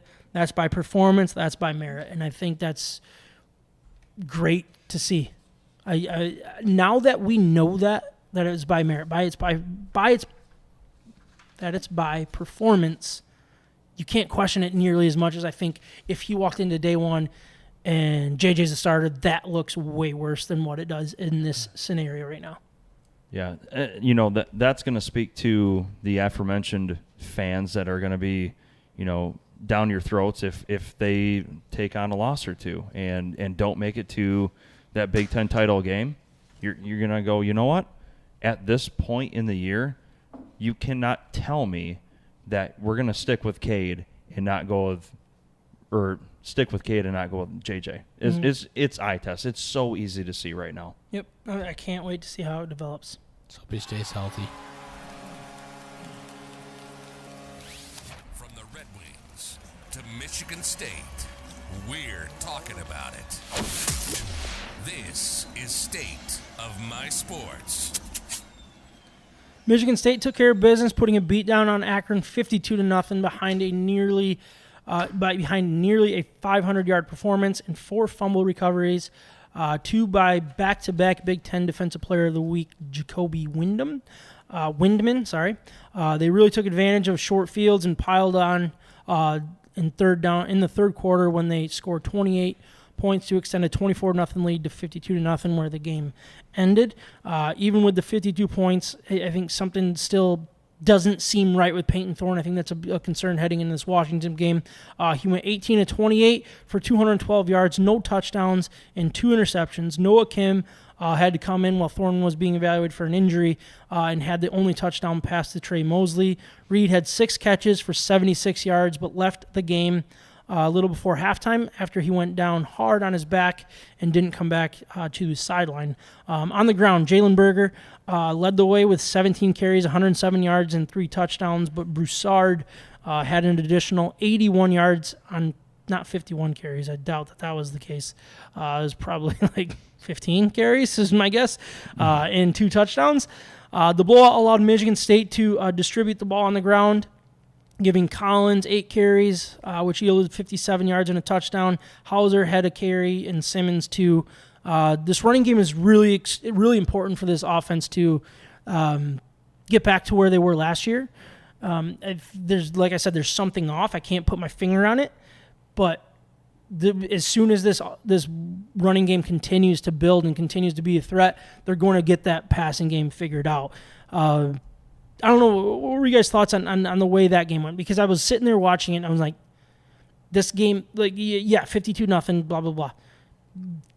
There's a lot to be concerned. I'm not impressed, even with the poor opponents that Michigan State's been playing. I'd love to know your guys' thoughts. Am I looking at this through maize and blue glasses, or is it fair? No, I think it's fair. I think when you look at the final score of this game and then you look at the final score of Michigan's game, you would think, man, MSU is wildly dominant and that Michigan's got some holes.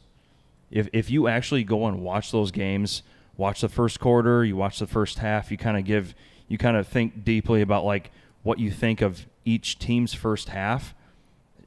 I will tell you right now, there is a night and day difference between these two teams.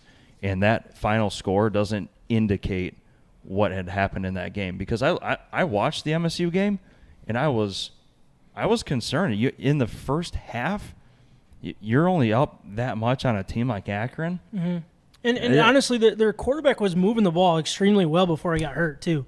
So I think that's something that people are missing here is, you started dealing with the backup quarterback at Akron, and before that it was interesting. And I mean, they're creating turnovers. You don't want to fault a team for creating turnovers. No, but I'm not. But when you not get into doing this that. gauntlet of the schedule, those turnovers are going to become less and less available for you, and you need this offense to be clicking fully for them to be truly contenders in this upcoming schedule.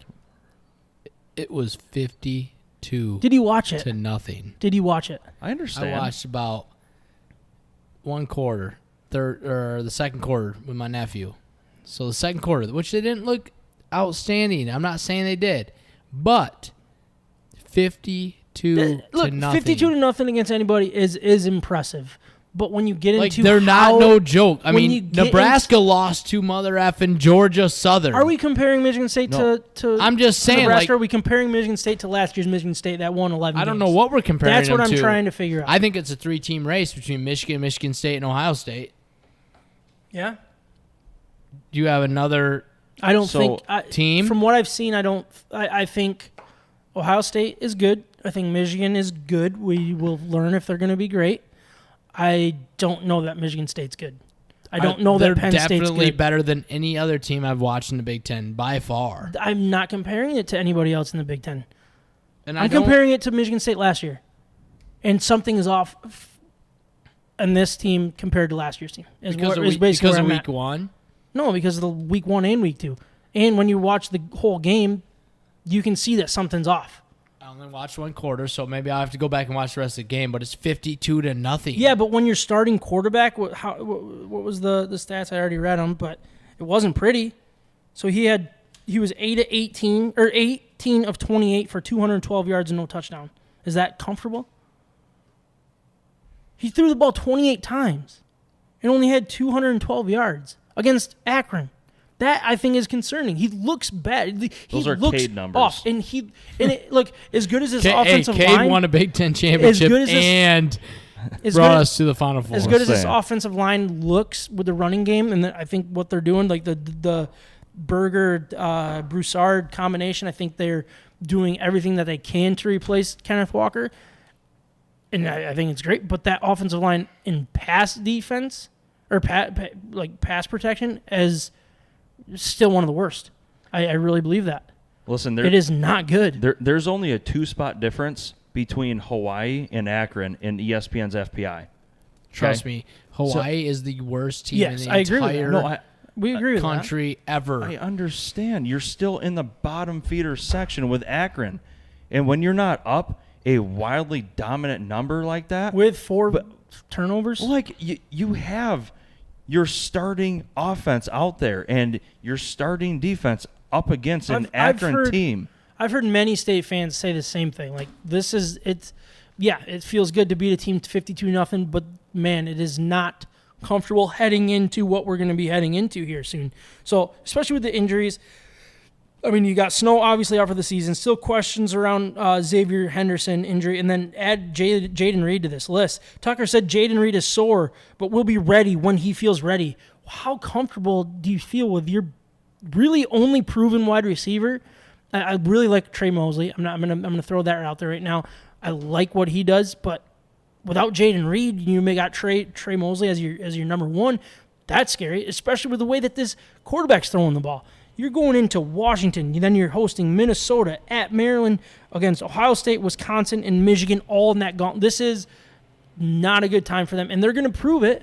They're gonna either my concerns will come to fruition and they struggle here in this next 5 to 6 games, or they say, hey, we're still the same old Spartans. We're ready to fight anybody. We're going to win the majority of these games. We're not going to roll over and not get blown out like they did against Ohio State last year. You're only sitting there like getting all fired up about what Thorne's doing, but the rushing game was still good, No, I agree. right? I mean, you got 107 also yards, throwing the ball 81 28 yards, times. 57 yards. He's throwing the ball 28 times, and he only has 212 yards. Why do you think that that's okay? I don't know. I mean, can we look back at our stats last year? Yeah, when Cade's throwing 12 times and going for 212 yards. I'm not saying it's okay, but I'm saying they're a good football team. We got to be ready for them. I think I am not willing That to is say not they're a an good football easy team game yet. for us. No, I'm not saying it's going to be. I'm just saying I mean, that is. I'm not comparing this to Michigan State. I'm not comparing this to Michigan State against the rest of the Big Ten. I'm comparing this Michigan State team that just won 11 games, gave their coach $12 million a year or $10 million a year. That's what I'm focused on here. And what I'm seeing, I think they're very, very vulnerable. I hope for Michigan State's perspective and really the Big Ten in general, because the Big Ten looks freaking awful right now. I hope that we have another good team in here and they don't let us down, because it could get ugly quickly is where I'm at. And based on what I've seen, I would lean towards it getting ugly rather than being okay. Listen, Right. I think that what we've seen out of Peyton Thorne last year, it's very disappointing thus far very against different. such Right. teams. 50% in week Easily. one. Like, dude, And I'm not disagreeing with I you. have plenty of Spartan friends that are saying they are actually at this point now through this Akron game are like, oh, he doesn't look as good as he did last year. Yeah, so I think we got to move past the game. Yeah. I think we got to move past week one and focus on what's upcoming, because you got to be very careful here. This upcoming matchup against Washington doesn't feel as necessarily big as when they went into Miami last year, but it feels like this is their first true test, and it is very obvious that that's what it is. And it is never easy traveling that far, facing a Power 5 school ready to play some ball. Seemingly, And that they have is it together. going to be tough. And look, they have former Indiana OC back in 2019, Kalen DeBoer. He's now their head coach. He brought in Indiana's quarterback back then was Michael Penix Jr. They have this offense humming with 45 points scored in week one against Kent State and 52 points against Portland State. I mean, look, I didn't watch these games, so similar to Michigan State on paper, but at the same time, I saw it to be different with Michigan State. They have 1,142 total yards, 7.56 yards per play, and 13 offensive touchdowns. Penix was 5 of 1 in his starts in 2019 and 5 and 1 in 2020 as the starting quarterback. He has a couple weapons through the air. Jalen McKillen, who had 9 catches for 214 yards and 3 touchdowns through 2 games, and Giles Jackson, who had 6 catches for 105 yards last week, along with Dante Cephas, has 10 catches for 115 yards so far this season. Is that Quintez's brother? No, it's not. I looked at it. It's actually spelled differently, too, but I had to double-check it, but it's okay. not. Sorry. But look, Washington hasn't played anybody great. I get that, but they also are number 3 in total defense, right? And number 12 in total offense. Or do I have that backwards? I might have that. I knew I should have put that in there. I'm not sure exactly which one. 12 overall ranked defense. Sorry, so it's number 3 overall ranked offense, number 12 overall ranked defense. So, look, they're ready to fight. This is going to be a very, very interesting game. If Michigan State goes in and wins, I think you got to hang your hat on that type of win. And it's not it's just Washington that you went out and beat because Washington's not that good. It's a new coach, blah, blah, blah. This is a show-me game. It's still a big win. Yeah, it is a huge game. It's a huge win, in my opinion. Yep. I think this is the type of win that will answer a lot of questions, in my opinion, of I agree. what Michigan State is. I think this time next week we're going to be a lot closer to knowing if this MSU's defense will be their Achilles heel again like they were last year, or is it like going to be good enough to contend with the people that you said. You said it's a 3-man race.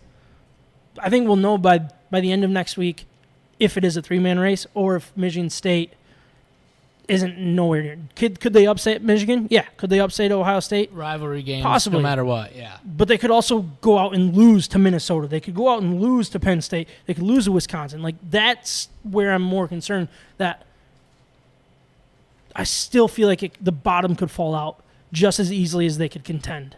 That's where I'm at, if that makes sense. It does, because I don't know that we feel that with Michigan. And we might be wrong. I don't know that the bottom falls out with It's Michigan. a completely different schedule. Right? True. I That's mean, a it good point. really Good is. point. Because Michigan doesn't play Minnesota. They don't Right. play Wisconsin. So we finally got a break on the schedule. Yeah. I mean, the out-of-conference is an absolute joke, but then you look at the in-conference games. worked out in their favor, I would say, this year for Michigan.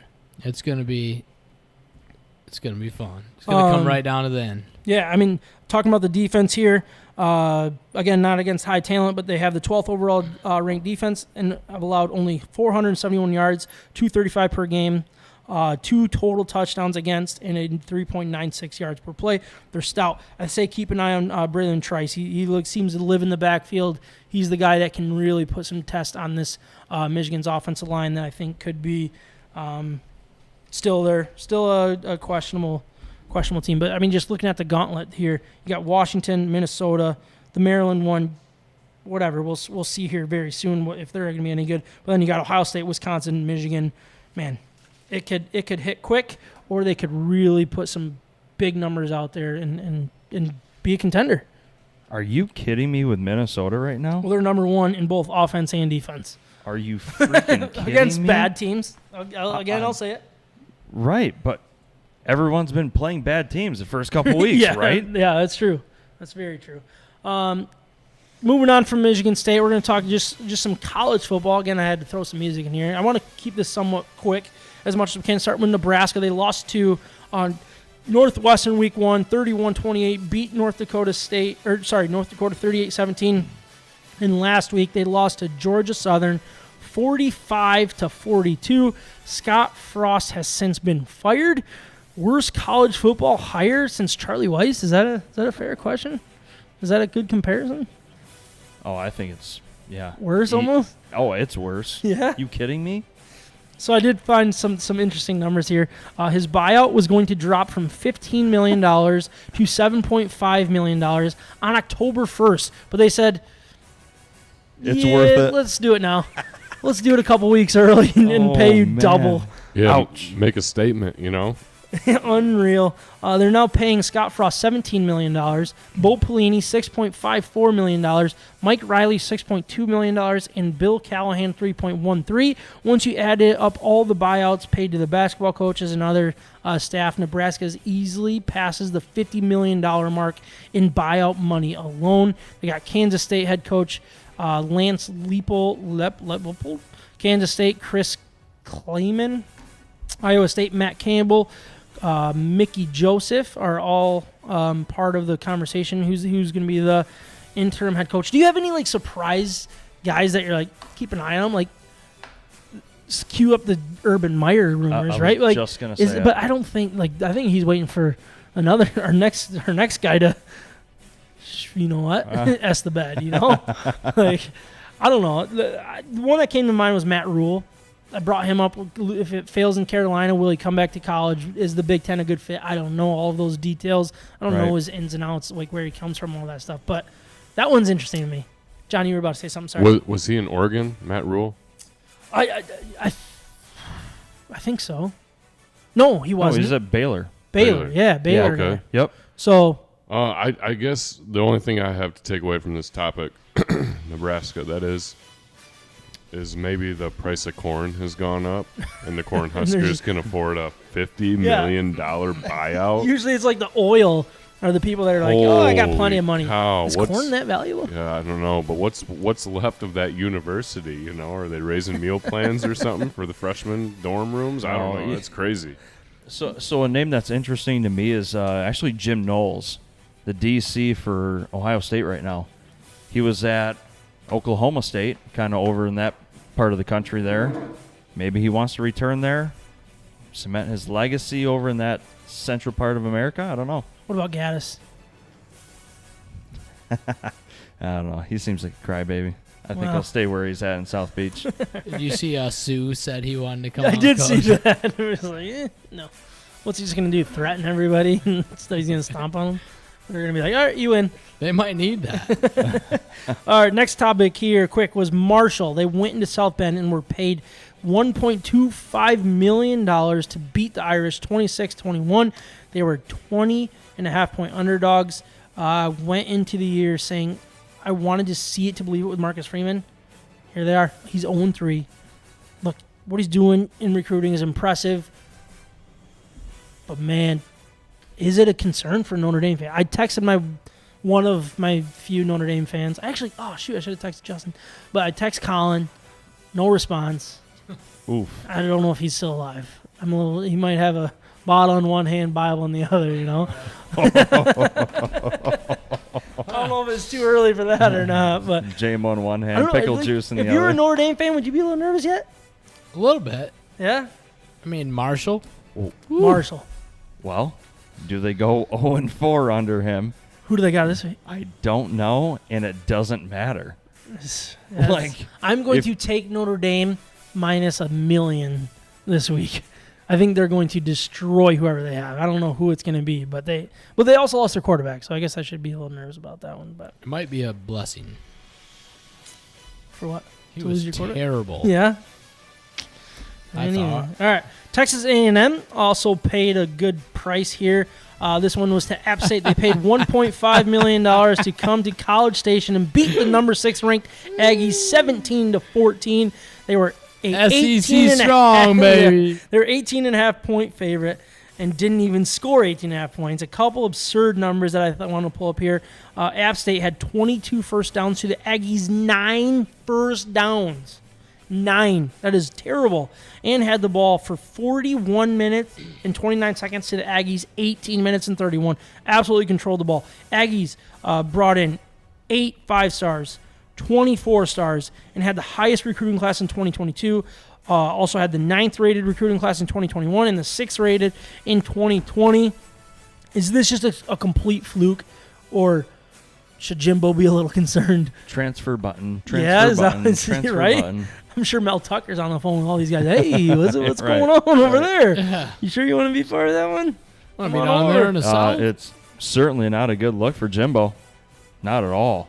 That's bad. At this point, why does anybody play App State? How can they even fill their schedule? Right. I would. That is the like Michigan. Here we are. Yep, Michigan fans. We Yeah. know. Yeah, all the joke, we've but we been can there. still talk about it. Man, if I would be furious if I was Jimbo. Be like, why are you bringing in this school? I don't know if it's his Right. choice or not, but holy smokes, never bring in App State to play. Good matchup here. We got Texas. If they went out, They're gonna be right there. Dude, They're they gonna went be- out there in the playoff. hey, 100%. congrats to App State. College game day is going there this weekend for the first time ever. Are Are they they really? really? Bro, that's awesome. That just tells you that there's no good matchups this week. I'm sure. Right. Good matchup. Texas against Alabama. Alabama ended up winning 20-19 on a Bryce Young-led drive for a game-winning 33-yard field goal. It was just a really good game. You had the bull crap. missed 20-yard field goal Texas from got Texas. And in the first half, you had the roughing the passer safety. Just a wild game. So bad. The roughing the passer. I wish I would have had this queued up to show that. Did you see that, John? The roughing the passer? I did not. No. It was the worst call I have ever seen since the Lions didn't face mask Aaron Rodgers. It was So embarrassing. bad. It was the worst call I've ever seen. In the end zone. So what happened was in the end zone, Bryce Young gets sacked completely down. He throws the ball away. I don't know if he got the ball off or not, honestly. Would it have been for a safety, right? It would have been for Okay. a safety. Okay. But the second guy came in and ran into Bryce Young's legs, which were over his head, and kind of like bumped into his legs, not a head or anything like that. And they called roughing the passer and picked it up, and it was look, that was a 10-10 game at the time, I think. Were you able to confirm who they called It roughing was the on number passer 0. on? It number was 0. on 0? Yeah, I double checked that one. Unbelievable. It was a disaster of a call. And here we are. Like, this was Alabama surviving, which sucks because everybody wants to see Alabama, the end of Alabama, other than Alabama fans. Right, yeah. Dude, they and here lost they are. the game. They should have. And they got away with it. Yep. They're going to probably lose a game later on, still make the college football playoff because they're going to overrate Texas, and it's not going to look that bad. It's fine. And Georgia's going to steamroll all right. them. Trav just played the play. What, Oh my what'd you- gosh. Terrible. He It touched was him. He embarrassing. touched him on the spike of his cleat. Like he didn't. I don't It's know. Not it only was- that, I think he was like trying Already- to avoid him Yeah. and then hit like his leg. Yeah.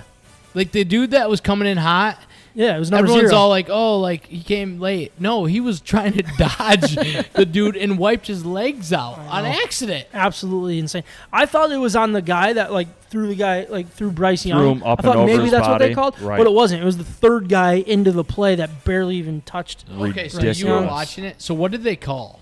roughing the passer. Nothing else. Targeting. No, it was targeting. It was targeting call. Did they? Yep. Did he get tossed?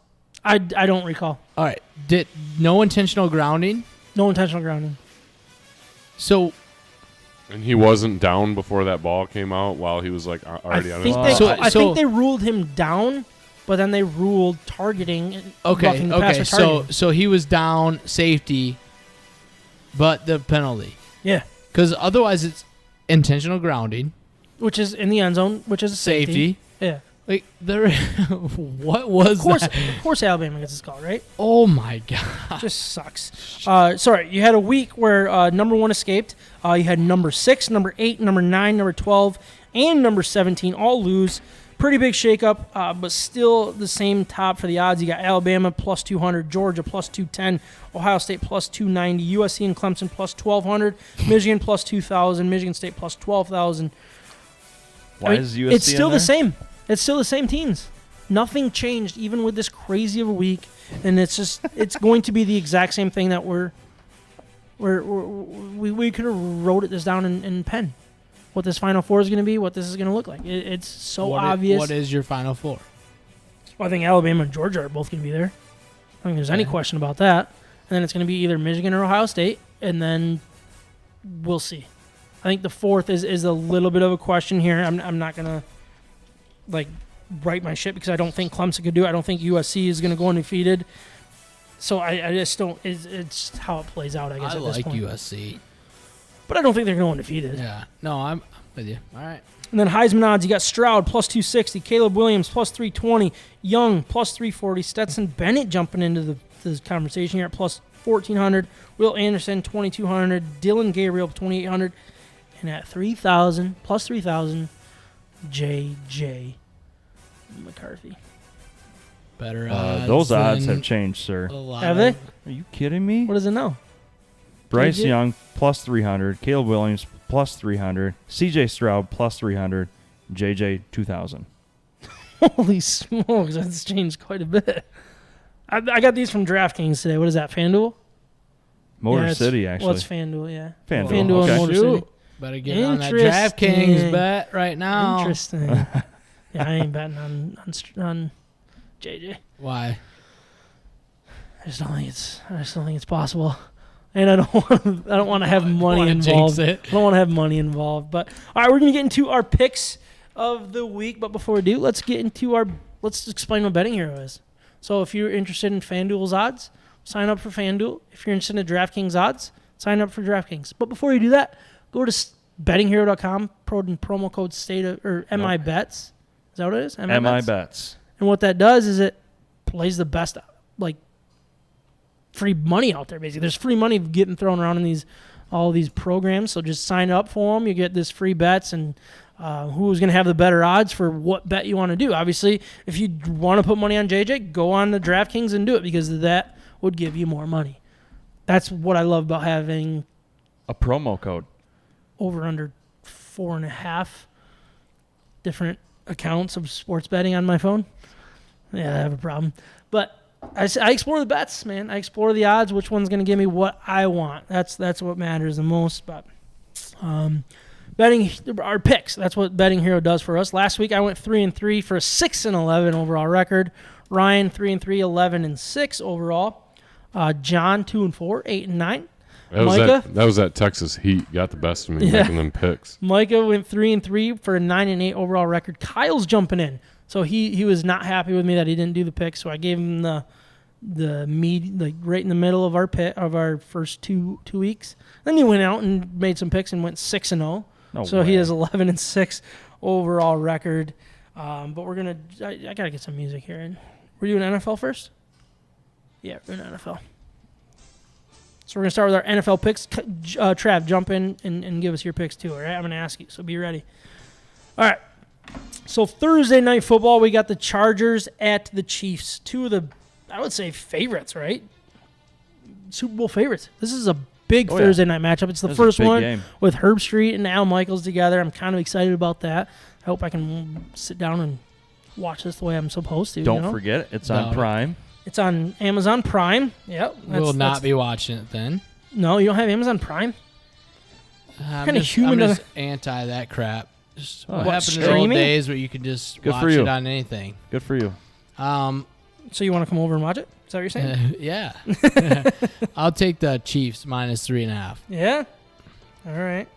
And your Amazon account. Ryan is taking the Chiefs. Kyle's taking the Chiefs. John, what are you doing? Chiefs. Oh, I'm very surprised by this. Micah? Chargers. I'm right there, man. I'm taking the Chargers as Yep. well. Like, I think the Chiefs looked better last week than the Chargers, but I also think the Chargers are gearing up for this. What's going on over It's there? another week. We got some noises going on in the background. It's all Well, right. they're still brewing beer Is that up what's here. going That's on? what's going on. All right, Sunday Ben's night football. busy. Sunday night football, we got the Bears at the Packers. Packers 10-point favorite. Oof. Ryan's taking the Packers. Kyle's taking the Bears. John, what about you? I'm going with the Packers, but that was a tough one. That was the last one for me to fill out. I went through the whole list and said, all right, come on, Aaron Rodgers. Rodgers. Trav, what are you doing? Packers. Bears suck. Micah? Yeah, I think Packers make a difference in week 2 for sure. Yeah, I mean, I think it would be stupid to not take the Packers. So I'm going to take the The Packers. Bears. I'm going to take the Packers. If I'm going to take the Lions later, I'm going to take the Packers, you know. Trev, you said, who'd you say? You take the Packers? Packers. So that's a clean Thinking sweep about for the Packers. changing it. Kyle's going Bears, though. That's the one that's a little different there. We're all trying to play catch up with Kyle. Yeah, right no now. kidding. Yeah, right. Well, he's tied with Ryan for the lead. So, all right, moving on to the Commanders at the Lions. Lions are a 2.5-point favorite. Is this the first time the Lions have been favorite in like 17 years? I don't know. You should have that stat, though. I should. Man, that's crazy. I'm excited that they're favorites. I don't know if it's a good thing or a bad thing, but Well, I'm going to say it's a good thing. I'm going with the Lions. Lions. Trav? Lions win by 1. Commanders. Oh, I don't know if I like that. Ryan's taking the Lions. Kyle's taking the Lions. What are you doing, Micah? Give me the Lions. Don't let me down. I feel like I should take the Commanders just to be like, so I'd be happy either way. What? Even though I won't be happy either way, I'm taking the Lions. We're gonna Lions win. will win this game by 10. We're gonna win by Stop 1. questioning win by what 10. you're taking. We're going to win by 10. You all right with that? 10 points. Nope, we're not doing the picks in. We're doing He's already in draft mode. mock draft. If the mode. Lions lose, Can't we're doing wait. mock draft 3.0 or 1.0. Or if the Rams lose, Oh, yeah, that's a good point. Rams. Yeah, keep pretty tough them schedule. losing. All right. Moving into college, we got number 22, Penn State at Auburn. Very interesting matchup here. Penn State on the road, -3. What are you doing, John? Give me Auburn. Trav? Penn State. Micah? Penn State, unfortunately. No. 100% Auburn's going to win this game outright. James Franklin sucks. Prove me wrong. I would love that. I hate Penn State. Me too. I just think that That look, rhymes. it would be I really hate bad. It would Penn be really State. bad for the Big Ten if they go out and lose this game. Big Ten's looking Terrible. terrible. They need this win, but they're not going to get it. Moving on to BYU, number 12 at number 25, Oregon. Oregon, 3.5-point favorite. Ryan's taking BYU. Kyle's taking BYU. Trav, how are you feeling on this one? Take those Ducks, baby. Quack, Oregon. quack, quack, quack, quack, quack, quack, quack, quack, quack, quack, quack. Take John. those Mormons. I'm also going Oregon. This is my chance to get at Kyle and Ryan. If they happen to win this one, I'm probably out for the year. But coming guns a Dude, look at blazing. me. I'm 6-11. It's brutal. Micah, BYU is going smash mode, baby. I'm going Oregon. They need this win. I don't think Oregon's that good. Or Ducks I don't think fly BYU is together, that good. Right? Ducks All right, fly together. Texas A&M needs a nice bounce back. They're playing number 13, Miami at home. 5.5-point favorites for Texas A&M. Ryan's going A&M. Kyle's going Miami. Trav, what's your take on this game? A&M. Nice bounce back. I think they went out. You think so? What? That'd be nuts. Go, John. go undefeated in the SEC and just ruin either Alabama or Georgia's parade, right? Just watch it. That'd be interesting. I'm going Texas A&M. It's a tough place to play, and Not for App State. they got to be hungry. Whoa, Oh, they got to be hungry. zing. They got to be hungry. All right, Micah. Give me Speed in Space.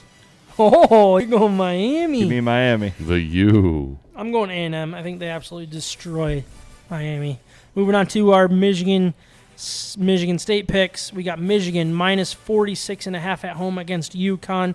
Kyle's going Michigan. Ryan's going Michigan. Trav, 46.5 too many? No. Michigan. John. JJ. Too many. They win by 39. So UConn. UConn, baby. JJ. Well, they'll be up by JJ. 35 at half and Give me pull a them. 50 no, I'm just kidding. I'm taking Michigan. Oh man. Yeah.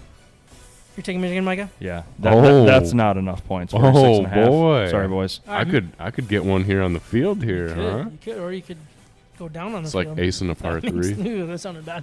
Go down on the field. No, don't do that. Anyways, MSU is going into Washington. They are a 3-point underdog. This one flipped. Preseason had Michigan State a 3-point favorite. It has all of a sudden flipped based on what they've seen, which I guess I see it and Trav doesn't, and Vegas sees the way I see it. It is hilarious. Anyways. How Vegas, like, number 11 in the country versus unranked. And Vegas is like, yeah, Give we it don't an care. unranked team. We got our own rankings. So you're taking MSU. We'll take it state. John? Michigan State, they win by probably 17. Micah? Whew. Washington for sure. I'm taking Washington. I just don't see it right now. So the -3 makes me a little nervous. I feel like this is going to be like a 3-point win for Washington. I think it's going to be a push, but I'm going to take Washington. What happens in the instance of a push? Do we all get like we half both a get point? wins, so it just makes us look better than we Oh, are. alright. Washington sucks. No, they don't. Okay. So go state in this game. They're winning big. They're winning big, but what? How many? How how many points are you giving them? I said 17. I was going to say 11. I'll take 17. Wait, I'm not doing no 11's boots. big? No boots 11's big. on the What? road. I'll give you 11. I ain't doing no boot, but Give me 11. Or A give me shoe? 10. Give me 10. I'll give you A shoe. 3. I'll give you the spread for a beer. I'll take it. Holy Batarama I'm gonna tonight, feel baby. I'm gonna feel dirty cheering for him. I now. know, right? I'm going to bet against them hard just because I do that every week. You're It's just kinda wearing their color. my thing. That's what I do. Broncos, baby. Oh. Drinking craft beer, having fun, and talking sports in the state of Michigan. You're grade of listening beer. to State of My Sports. There goes quick. Jeez, like, what are you going to do? Like, get a great night's sleep because you're going to skip out on the last 3 minutes of the show? Yeah, I gotta get home. I gotta get my beauty sleep. 4:11. We Beauty don't know sleep. that. All right, well, what we're drinking today. Tell everybody what we're drinking real quick, Mike, and we'll all give it our grades. Drinking good old Juice Seal Ball, 5.6%, 45 IBUs. It's their Ice Cream Truck Classic in a glass. This creamsicle IPA boasts a tropical fruit, pineapple, orange, and vanilla aroma, leading to a smooth, full body citrus and slightly sweet flavor. Packed with Galaxy and Mandarina Bavaria hops, it also contains wheat and lactose. Wheat. Wheat. Wheat. What do you think about this one, Trev? I like it. Yeah? What do you think? It's a cool story. No, it's a little, No, is it a little too sweet for you? Or yeah, is a it, little sweet, sweet? but I like it. Like, it's a nice taster. I don't know if I'd do it all night long. Yeah. But Well, I we like know it. that. Yeah. So I'm gonna go with a 6.8. 6'8". If it was 6'9", you could go with it all night long. John, what do you think? It's a breakfast beer. I could crack one of them open at 9 o'clock and not feel guilty about it. Maybe, That's a good point. You got John. bacon. You That's got a good eggs. yeah. sausage Kinda like and orange mimosa juice. in a glass. Oh, That's a man. good Dude, point. That is Can. not a bad idea. If Probably- I opened it at breakfast, it might be like an 8-9. You know Let's what I mean? go. Like Drink- it kind of regrouped there. Yeah, drink. Travel's all pumped. He's going 6'9" now. I know. I'm all excited. give me that at breakfast. Drink 2 of those with a half a pound of crispy bacon and maybe 4 over easy eggs. I might try that on Saturday morning. Oh, I on could the probably- Get away with it. Blackstone, Not a bad get the idea. Blackstone going. I could probably follow Oh, that up yeah. with a good solid 12 to 14 Busch Lights to finish out the day. Yeah, Oh, it's a man. good starter beer. Sleeping by 4 John, p.m. I'm loving it. Price, He's pumped. yeah, 7.4, 7.4. 7.4? Yeah, it's up there. Yeah, Jeez, a breakfast Dude, beer. It's yeah. higher than that. This has got to be one of the most underrated beers, in my opinion, here at DeHop's. You got Standalicious out there. You got Shadowbox. You got Double Hutch. And like you said, we always forget about this beer as long as it's on tap. This is a freaking phenomenal beer. It is. We It could've- fits what people like. we too, could I have think. drank 4 more pitchers tonight had we done a Red Wings season preview episode. You want to do a season preview? Trav, you can say a little longer. We're going to go back. To I will Red come Wings. back for the Red Wings preview for sure. Oh, can I write that down? With a- Yes, with a write it Howie's- down. with a I Howie's will be pizza? there for that. with a Howie's pizza? Went to pre-order that. Hopefully that's here. Hopefully it's a DeHops episode. Is Yes. that who's at the door? Howie's? No, I'm just I kidding. will No, be. she's I will. made me nervous. That Someone's would be here. classic. There was some guy that pulled up on a bicycle. I'm not gonna lie, like happened Oh, at the really? beginning of the show, and I was like, man, what's this guy? When I doing? was setting up, I had like I 3 will or be 4 here for the cars Red come up. They were Wings like, preview. Is it open? I'm like, oh, sorry. You what? I will be here for the Red Wings preview. Perfect. Mark Can't my wait to words. do it. I hope you wrote that down. Oh, I'm gonna hold them to it. You know I will. Yeah, can't wait. Or Funny it's thing gonna- is the Red Wings preview is the course of like the next 6 weeks. We do a little bit each week. Or it's gonna be, He's a gonna, boot each time he misses. Did you give it a grade? 8.4. 8.4. I went the 7.9. Okay. 7.9. Which I think is good. Like, I thought it was a little low. Come on, man. Oh. Bump it Anyways. up a little. Pump it 8-0. up. 8-0. Hey, you got to pump it Going up. 8-0. That was episode 73. Thank you guys for recording. Changed his mind. Thank you all for watching. Thank you all for listening. We'll talk to you next week after a couple wins, if not sooner. Listening to State of My Sports. From the Red Wings to the Lions, to the Tigers to the Pistons, to Michigan and Michigan State, and everything in between, we're talking about it. And don't forget the beer. We hope you enjoyed the show. Make sure to like, rate, and review. In the meantime, hook up with us on Instagram, Facebook, Twitter, YouTube, and Twitch at State of My Sports with an MI. We'll see you next time.